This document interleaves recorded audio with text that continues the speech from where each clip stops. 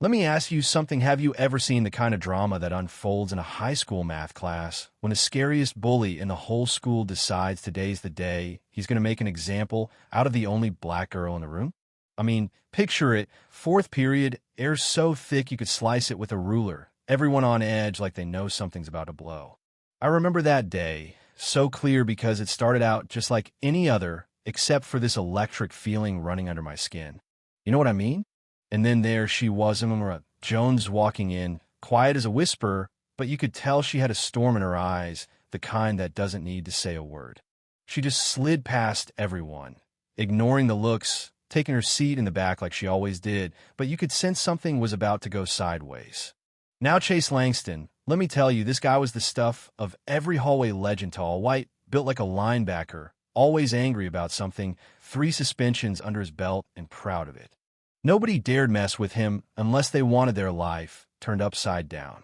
But Amamira, she wasn't scared, not even a little. MS. Porter was at the board writing fractions, but nobody cared about fractions that day, not with Chase sitting there, gripping his pencil like it was a weapon, staring holes through the back of Amamira's head. The tension was a living thing. Then, crack, that pencil snapped, loud as a gunshot, and his friend Mason leaned over, trying to get him to chill, but it was too late. Chase scraped his chair back, every eye in the room jumping to him, and then he stood up, pointing at Amamira, yelling, "You don't belong here," just like that, loud enough to rattle the windows. The whole room froze. MS. Porter tried to stop him, telling him to sit down, but Chase just kept at it, shouting, "You're not one of us. You're not staying in our class." It was ugly, that kind of hate. Amamira just blinked, real slow, and then, cool as ice, she said, "Sit down, Chase." He laughed, this bitter sound, and stormed toward her, boots pounding, shoving right past MS. Porter like she was nothing. He slammed his hand on her desk, kicked the leg so her pen rolled off, and leaned in, hissing, "Say something, ghetto girl." You could hear a pin drop, and I swear, Mason was whispering, "Dude, you're going too far," but Chase wasn't listening. He kept pushing, saying she wasn't smart, wasn't welcome, didn't belong, and then grabbed her arm and started to pull. And that, right there, was when everything changed. Because Chase raised his fist, ready to swing, but Amamiraman, she was quicker than a snap ducked under his punch, grabbed his wrist, twisted and spun behind him in one fluid motion, and just like that, wham, flipped him flat on his back. For a second, nobody breathed. There was this deep, thick silence, like the world just stopped to watch. Then one kid clapped, then another, and suddenly the whole class was on their feet, applauding like thunder. MS. Porter was already calling the office, and moments later, 2 security guards rushed in, taking one look at Chase groaning on the floor, Amamira sitting calm like a queen, and just said, "Take him." Chase lost it, yelling she attacked him, but MS. Porter cut him off. "No, you attacked her." Everyone saw. The guards dragged him out, still yelling that she didn't belong, but this time nobody agreed, not even Mason. As the doors slammed, it was like the weight finally lifted from the room. After that, Amamira got called to the principal's office. Principal Green was there, gray hair, tired eyes, looking at her like he'd seen too much of this before. He asked if she was okay. She just nodded, said she didn't start it. He believed her, especially after hearing she learned that move from her dad, a Marine. "That explains it," he said, almost smiling. The next day, everything shifted. Kids made space for her.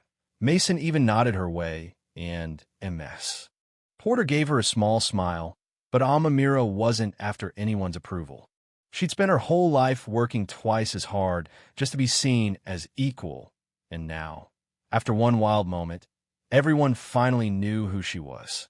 But just when you think it's over, life throws another curveball. The next afternoon, an announcement came over the speaker's. Chase had been expelled. Whispers flew through the halls, but Amamira just kept her head high, heading for her seat in the back, when suddenly, bam, the door opened and in walked a new girl. Belle Carson, trouble stamped all over her, long brown hair, black leather jacket, gold hoops, and boots pounding the floor. She marched right in, stared at Amamira with this look that said, "I'm not here to play." The air sharpened, everyone on edge, because Belle wasn't loud like Chase. She was quieter, but you could feel she was just as dangerous. Belle leaned over and whispered, "You think you're safe now? My cousin looks weak, and my family doesn't like that." That's when it hit Belle was Chase's cousin, and she wasn't going to let what happened slide. She followed Amamira from class to class, lunch to lunch, always watching. Then things got dirty. A video started spreading around the school, chopped up to make it look like Amamira attacked Chase first. Phones buzzed nonstop, everyone whispering, but Amamira didn't run. She walked straight to Principal Green and said, "I need a meeting. This time, make sure there's a camera." Next morning, the whole school was called into the gym, teachers, staff, even parents. Principal Green played the real video for everyone to see. Chase yelling, Chase swinging, Amamira only defending herself. When it ended, the place erupted, applause even louder than before. Belle just folded her arms, seething. But bullies never give up that easy. After school, Amamira found Belle waiting at her locker with two friends, ready to start something. Belle got up close, spitting out, "You embarrass my whole family. You don't belong here, charity case." Amamira just shut her locker and said, "You know what I am? I'm still here." Belle's face turned red, hand raised to slap, but before she could move, Officer Lane, the school cop, stepped in and caught her wrist. "That's enough." Principal Green was there too, saying they knew about the video edit, knew about the harassment, and Belle would be suspended for slander. The crowd cheered, not out of anger, but because for once justice felt real. That Friday, Amamira found a note taped to her locker. Not mean, not rude, just a simple "thank you for standing up for all of us." Signed, half the class. She smiled, really smiled, for the first time all week, not because she won a fight, but because other kids like her felt they finally belonged. From then on, she kept her seat in the back, and when she walked in, nobody stared anymore, they just nodded. You ever notice how silence, when it's filled with respect, can be louder than any applause? Yeah, that happened. If this story hit you, if it made you rethink what courage really looks like, I want to hear your thoughts. Do you think standing up always means fighting back? Or is it sometimes just refusing to back down? Drop your take in the comments. Share your own story, because when one voice rises, it gives others the courage to stand tall too. Thanks for listening. See you in the next story.